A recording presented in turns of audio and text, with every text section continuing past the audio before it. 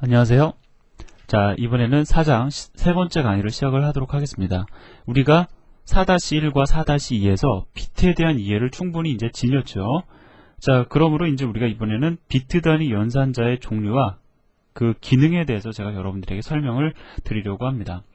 자, 그래서 아마 앞으로 저하고 공부하시는 과정에서 얘네들을 자주 사용하지는 않으실 텐데요. 그래도 기본적으로 우리가 연산자들은 어느 정도 다 이해하고 있어야 됩니다. 그리고 어렵지 않은 연산자이기 때문에 여러분들이 지금 이 시간을 통해서 저하고 충분히 공부를 끝내실 수가 있으실 거예요.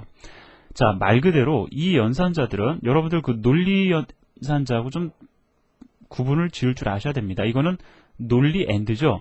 왼쪽에 있는 데이터와 오른쪽에 존재하는 데이터가 둘 다 true인 경우에 true를 리턴하는 그러한 논리 연산자입니다. 근데 얘는 비트 연산자예요. 연산을 시켜 놓으면 비트 단위로 연산을 하는 연산자입니다.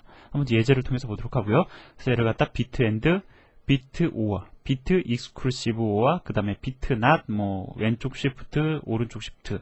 자, 이렇게 기본적으로 6개의 비트 단위 연산자들이 있습니다. 각각의 기능을 한번 살펴보도록 하죠. 아마 어렵지는 않으실 겁니다. 자, 비트 단위 AND 연산을 한다. AND는 뭐예요? 왼쪽, 오른쪽 둘 다 true일 때 true를 반환을 하죠. 자, 0, 0, false, false예요. 따라서 0입니다. 둘 다 true를 의미하는 0 아닌 값이 와야 1이 true잖아요. 그죠? 우리가. 자, 그래서 역시 얘도 둘 다 true가 아니기 때문에 0을 반환을 하고요. 이 경우에만 1을 반환을 하게 되죠. 즉, AND, 비트 단위 AND는 둘 다 1인 경우에만 1을 반환하는 연산자다라고 여러분들이 생각을 하시면 됩니다. 그래서 여기 예제를 보면은요, A는 15예요. 그죠? 지금 A를 갖다 15로 초기화시켜주고 있습니다. 이 A라는 인트형 변수는 실제로 32비트 컴파일러에서 4바이트로 인식이 됩니다. 그래서 제가 지금 여기 보면은 4바이트를 그려놨어요.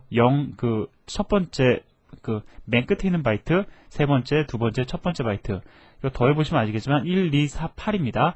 더하면 15예요. 즉 얘는 플러스 15입니다.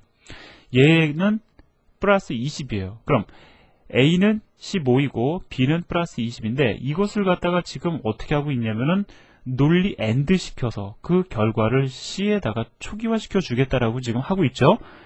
그러면 실제로 이때 이 C는 얼마로 초기화 되느냐, 그림을 통해서 한번 보도록 하죠. 자, 요거를 제가 그림에다가 그대로 옮겨 놨습니다. 자, 여기 보시면 얘는 얼마라고요? 15고요.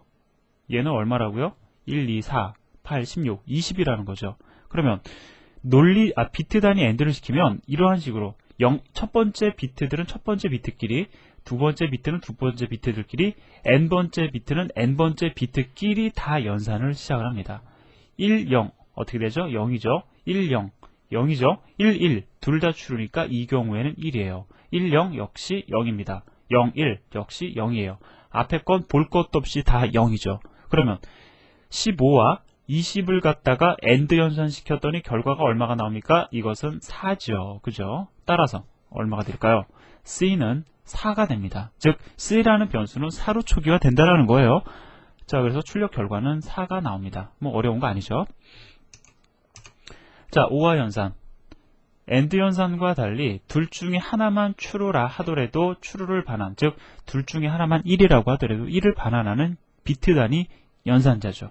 0, 0은 0이죠. 0, 1, 1이니까 1, 1, 0, 1이니까 1, 둘 다 1이라도 역시 1을 반환을 하는 그러한 연산자입니다.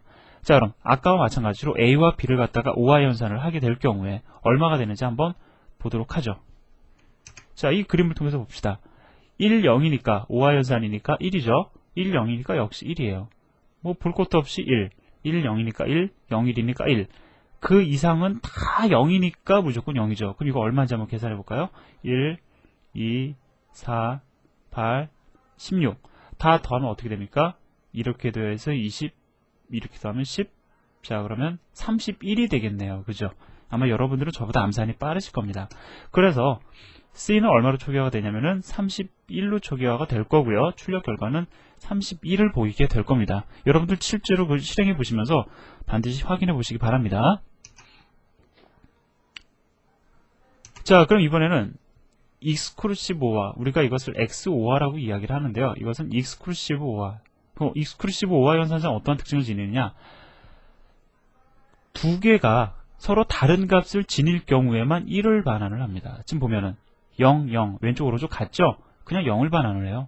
1, 1, 둘 다 같죠? 0을 반환합니다.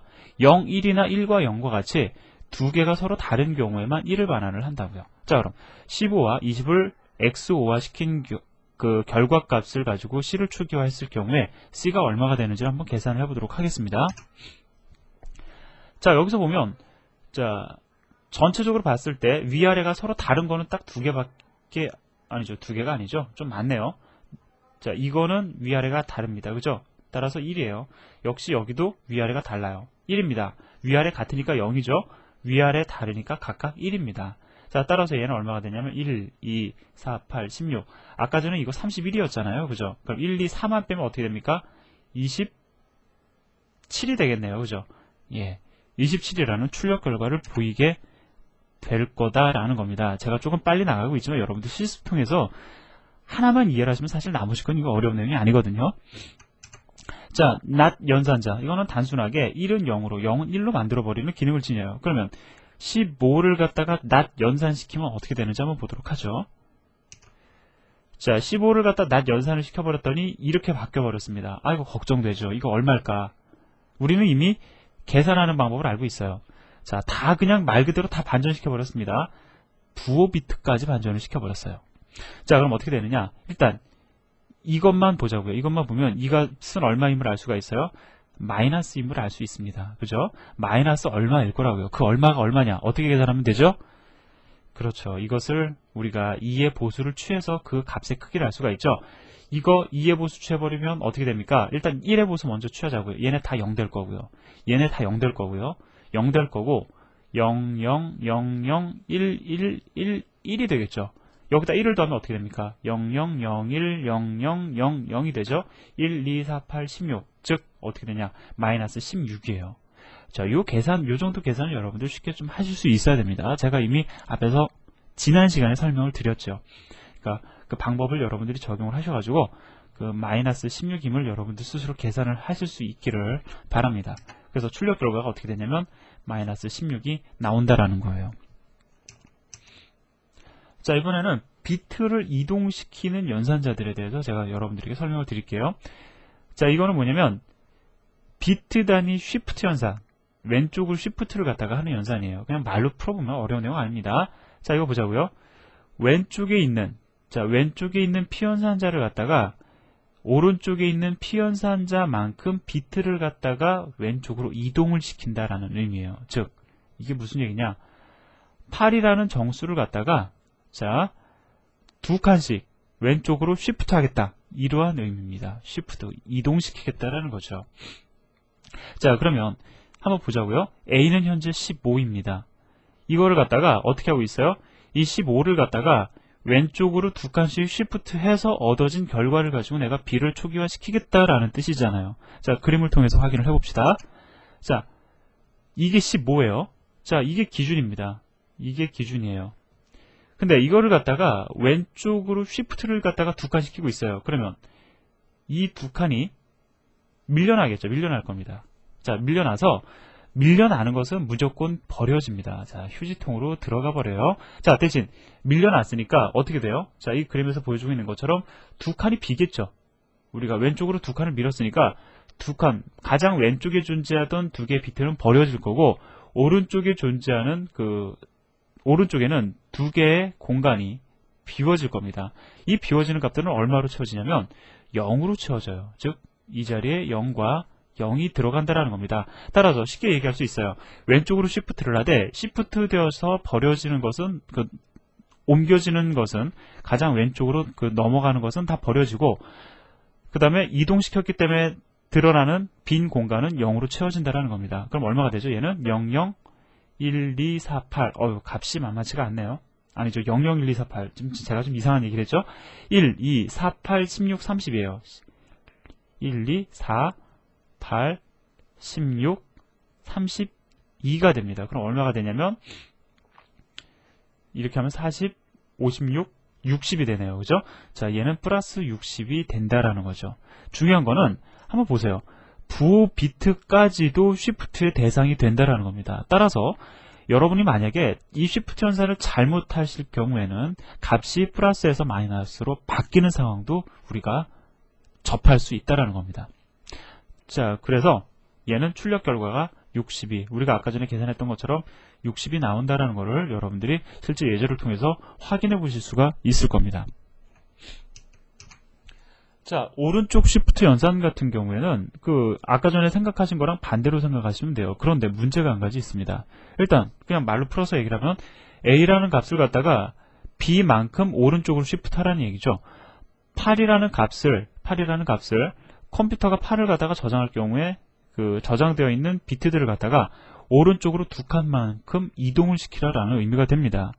자, 그러면 예를 들어서 마이너스 10을 갖다가 오른쪽으로 2칸씩 이동을 해서 얻어진 결과를 B에다가 초기화시킨다고 가정을 해보자고요. 두 가지 상황을 우리가 생각해 볼 수가 있는데요. 자, 이게 지금 얼마냐면은 바로 앞에서 얘기한 마이너스 10에 해당이 됩니다. 한번 또 검증을 해드릴까요?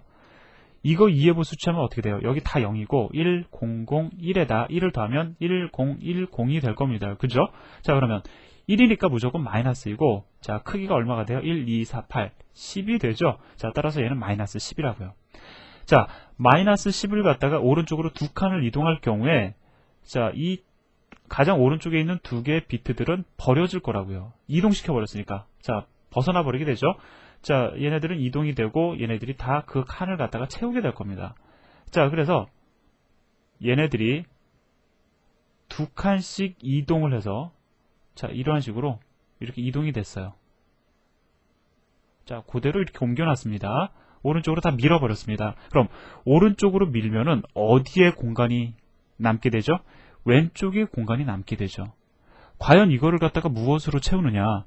우리가 좀 전에 왼쪽 시프트 연산의 경우에는 0으로 채웠죠? 이 경우에는 우리가 두 가지를 생각해 볼 수가 있는데 0으로 채우는 경우하고 그 다음에 1로 채우는 경우를 갖다가 우리가 비교해서 생각을 해볼 수가 있습니다. 왜 이러한 두 가지 경우가 존재를 하느냐? 1로 채운다라는 것은 어떠한 의미를 지니냐면은 부호를 내가 반전시키지 않겠다라는 거예요. 자, 그런데 0으로 채우겠다라는 것은 어떤 의미냐면 나는 부호에 신경 쓸 거 없이 그냥 무조건 오른쪽 시프트 시켜버리겠다라는 의미거든요. 그러면 이렇게 됐을 경우하고 이렇게 됐을 경우하고 출력되는 결과값은 틀려질 겁니다. 자, 여러분들 시스템에 따라서 일반적으로 출력되는 결과가 달라져요. 0으로 채우는 시스템도 있고요. 1로 채워지는 시스템들도 있습니다. 얼마를 채우는 시스템인지 여러분들 한번 실제로 여러분 시스템을 갖다가 실행 결과를 통해서 이 결과를 통해서 한번 여러분들이 직접 확인해 보시기 바랍니다. 얼마가 나오는지 한번 확인해 보세요. 그래서 내가 지금 가지고 있는 시스템은 오른쪽 시프트 했을 경우에 0을 채우는구나, 아니면은 1을 채우는구나, 여러분들이 스스로 한번 확인해 보시기 바랍니다. 자, 이렇게 해서 4장이 끝났습니다. 4장까지 끝났는데요. 이제 5장으로 들어가면서 본격적으로 C 문법을 우리가 이제 깊이 있게 공부하기 시작을 해요. 지금까지는 여러분들이 하신 내용이 다 워밍업에 해당이 된다라고 생각을 하시고, 앞으로 우리가 좀 깊이 있게 공부하기 위한 바탕이 된다라고 여러분들이 이해를 해주시기를 바랍니다. 4장 내용 공부하시느라고 수고 많으셨고요. 다음 시간에 5장 들어가도록 하겠습니다. 감사합니다.